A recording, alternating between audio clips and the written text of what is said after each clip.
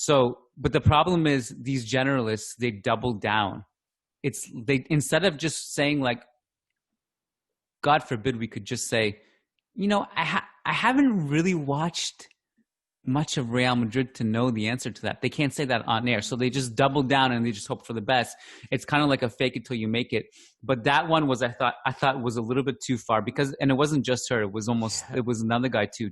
Tim something. Tim Sherwood. Former player, Sherwood, right? Yeah. Tim Sherwood, I think it was. Former manager. He managed Tottenham at one point. And Bale, I think. Yeah, let's not put that guy in charge of our scouting department because they'll just make stuff up. So yeah, that's all I have to say. But this, before we get into other loany stuff, I want to bring something else to the front here. So we're actually going to lead this with a patron question, and then it will take us into a few other things. We do have a few patron questions that came in, which we'll read.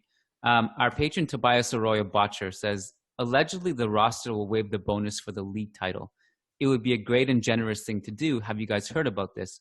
So the reason I bring this question to the front is because I want to talk about these Cavani rumors and also these rumors about Jovic leaving. And it ties in because the report from what I know is true, okay? That the players, and Sergio Ramos was a huge proponent of this. He was the flag bearer. They came up with this plan to forego their bonuses, which means Real Madrid save about 25 million in total. And obviously this is a unique year. It's COVID-19 happening around the world. And so this is a very unique and strange financial situation that the club is in. But also the club has, to me, dealt with this very well, especially when you compare it to other clubs. They've been a champion of treating all their staff down to the grassroots fairly. They have provided the Bernabeu as a resource for the people on the front lines. They have dealt with this with a lot of dignity.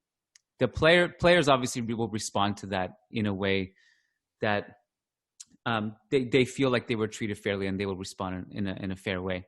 So they've done this, right? So, and I think this goes back full circle to the way the club has dealt with this. There was also a report, because it's when the Cavani stuff surfaced initially, my thought was like, look, like I don't know if Cavani, I don't think Cavani hurts, in a vacuum. He's a great striker. I don't know how great he is now at this stage of his career. He hasn't really played that much football lately. I think he's really good. I have put Chris's article on my list of things to read. He discussed that on the website, if Cavani would actually help with the goal scoring woes or not.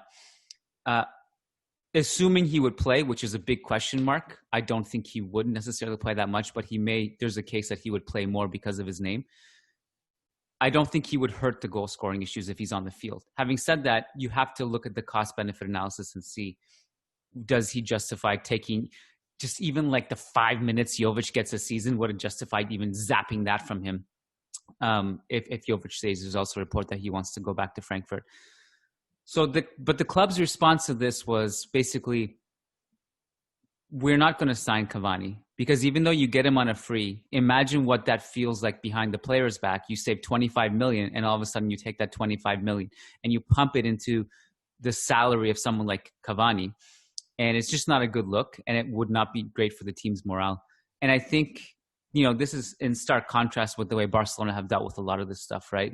They, from day one, because of their own financial incompetence and the dominoes they set off years ago, when COVID hit, they were scrambling to figure this out. Obviously forcing a sale of Arthur Pjanic swap on a certain day to balance the books. That's just one of the symptoms. And asking right away for players to take a salary cut. And Rakitic came out and was like, look, I don't think it's fair necessarily to start zapping us of our salary and then using that saved money to go sign a player that will replace us, right? Yeah. And so that's where the Cavani stuff is right now. And so I don't know. I would say maybe we can shift this in the direction. Obviously, you can chime in on Cavani, but the whole Jovic situation, because that's been a topic that's been lingering from the last podcast too. Yeah, I'm happy to shift this to the Jovic situation, because honestly, I think even if Cavani did come, I think it would be the same type of situation with Jovic at the end of the day. I mean, he'd be second fiddle to Benzema. How much minutes would he really get? So in terms of Jovic, now reports, and we kind of heard murmurs of this over the weekend. We talked about it a little bit on the post-game pod, but now it's being said that he wants to go back to Eintracht Frankfurt on loan just to get minutes, get confidence back. He's frustrated with Zidane. He's frustrated with not playing.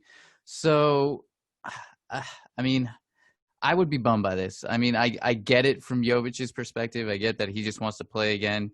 He feels he doesn't have Zidane's confidence, and maybe he feels he can't win it. He sees it being deja vu of last season. So I get it from his perspective, from the player perspective. But it frustrates me because I think we could use his profile. We could use his goals. We talked about it before. How many posts did he hit, or just offsides, disallowed goals did he have? He probably could have had close to 7-8 goals that last year, which would have been great.